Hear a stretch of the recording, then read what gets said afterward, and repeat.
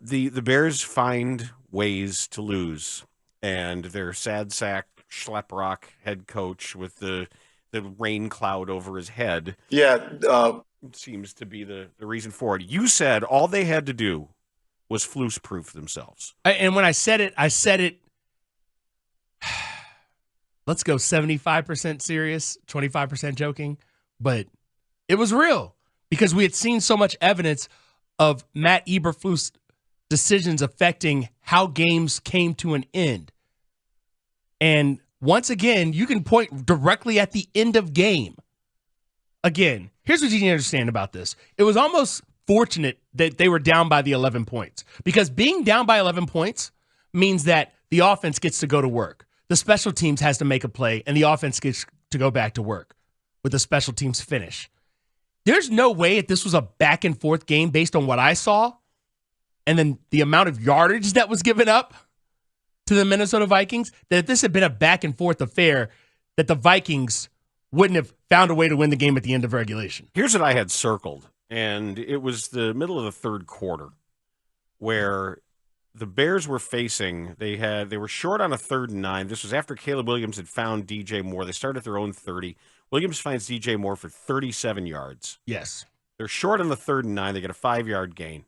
They go to 4th and 4, and then there's that weird, hurried incompletion to Keenan Allen where it was an absolute fire drill, and nobody seemed to know exactly what was going on. So first, let's hear what Caleb Williams said post-game about what happened on that comical 4th and 4. We ended up running up against the clock in that moment.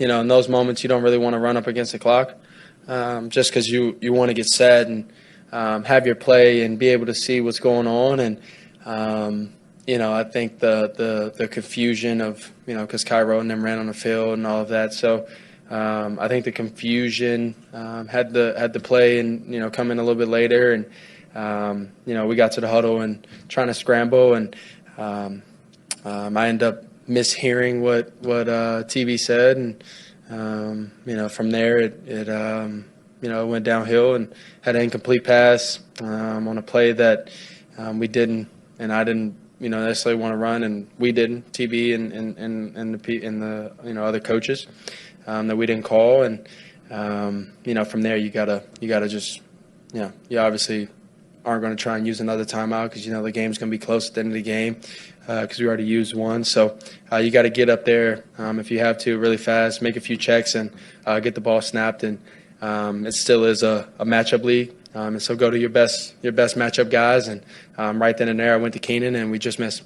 You're saying you misheard the play call? Yeah. Misunderstood what he. Okay. Yeah. Oof.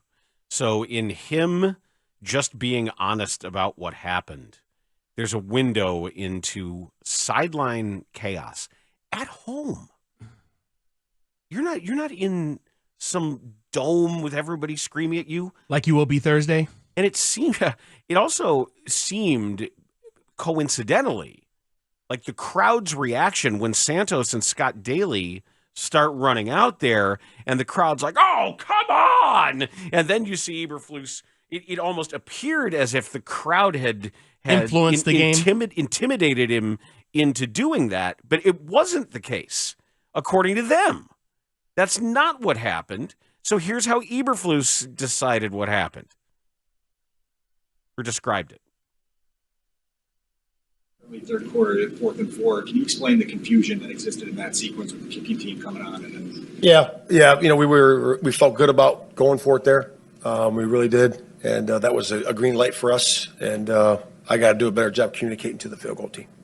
Was there some rush in the play? Did you see that Caleb was kind of rushing the play? It looked like he was still trying to get things settled as the play. Yeah, again, I think it's just a point where we need to do a better job. I have to do a better job of communicating everything to everybody. And if he was late, then I might have been late. And then he was maybe late getting the call. So, and again, we liked the call there, and we were all set with going for it there. Were you planning ahead on that on third down, at 3rd and 9? I think you were already knowing this is 4 down Yeah, we were planning ahead. It's important that they do that, and again, I had to do a better job of communicating that. I wasn't as clear as I usually am. Yes, you were. You're as clear as you usually are.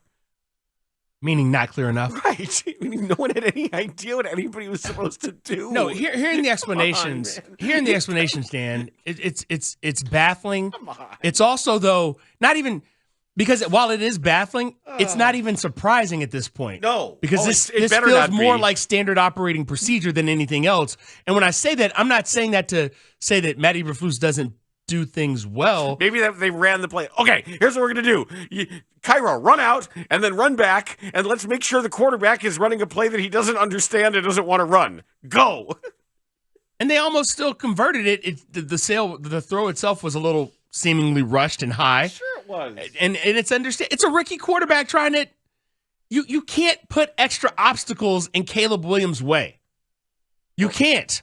But yet here they are, and that's what they did. And it's not a rookie head coach.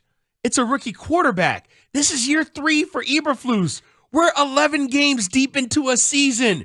It's unacceptable that you can't get the communication aspect of what to do in a 4th down and short situation figured out when you have to have it. When they knew it was a 2-down situation That's my point. When you said, yeah, we were planning to go for it on 4th down, then why didn't the everybody kicker know? running on the field? Why was Cairo ever even out there? Why was the field goal unit rushing out there? Is this a situation where maybe he's paying Hightower back for falling on all those grenades last week? No. Because guess what? Richard Hightower has more grenades to fall on this week. Yeah, he does. Now, you thought the self-flagellation was at a 10 last week. I can only imagine. The fact that we have to wait until Thursday to hear from these guys as coordinators. We don't now because of the game. Oh, because the game. You're right. So we'll hear from them tomorrow. Maybe. Or not at all. Or maybe they'll talk today.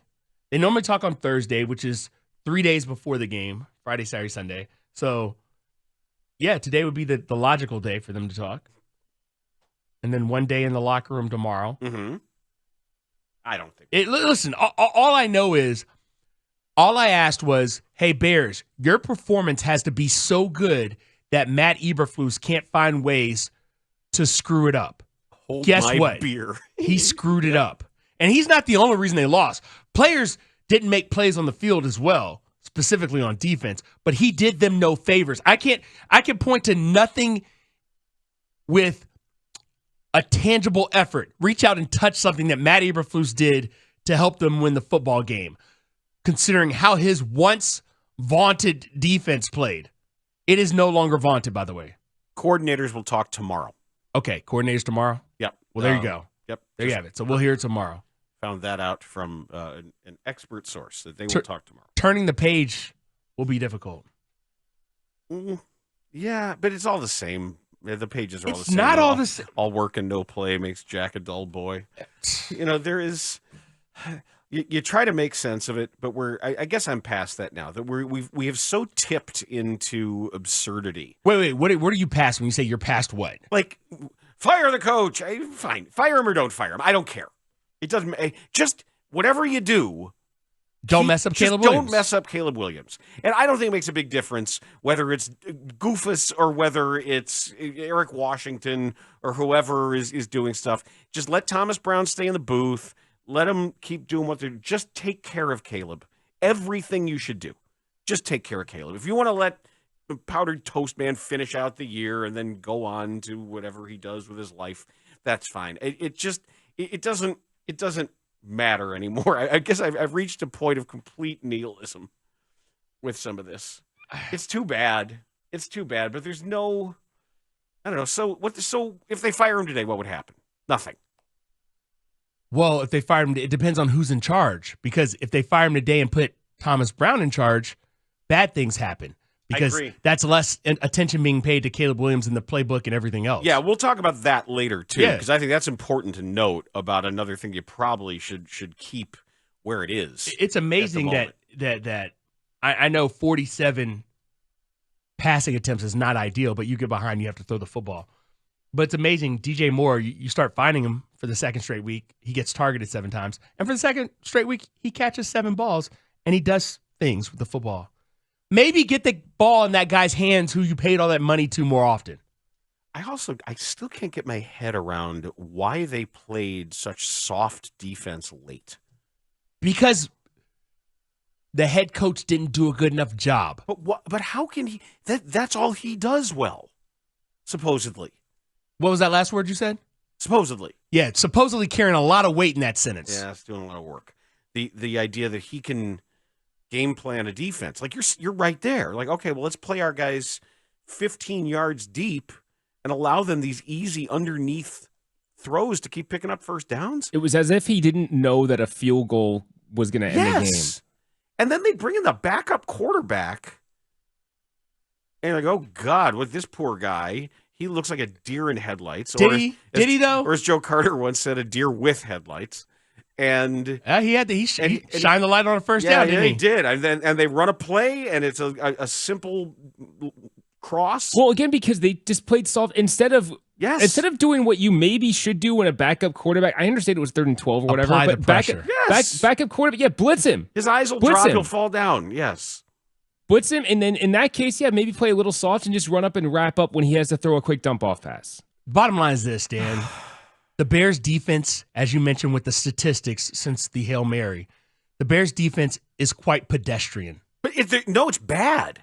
Since the Hail Mary, their defense is awful. I was trying to give them some credit on the front end of the year. Is that quit? But they're bad. That's why I said maybe there is quit on the defensive side of the ball. Quit. They've had injuries. They're missing Jaquan Brisker. They're missing Andrew Billings. But all that aside, Matt Eberflus has simply not done enough as the head coach and / defensive coordinator to prove that his team is good.